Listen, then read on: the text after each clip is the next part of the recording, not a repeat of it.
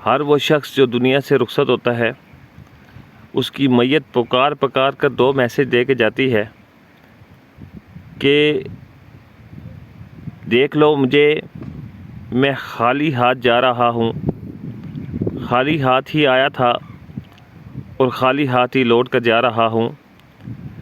मेरी ज़मीन, मेरी जायदाद, मेरा माल सब कुछ बाकी रह गया है। मैं सिर्फ़ अपने अमाल साथ लेके जा रहा हूँ।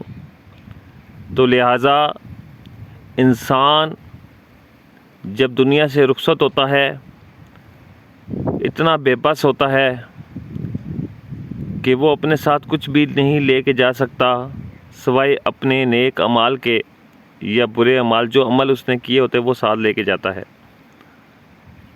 और वो लोग जो दुनिया में किसी का सहारा बनते हैं, किसी की मदद करते हैं, कोई अच्छा काम करते हैं, रहती दुनिया तक लोग उन्हें दुआ में याद रखती है।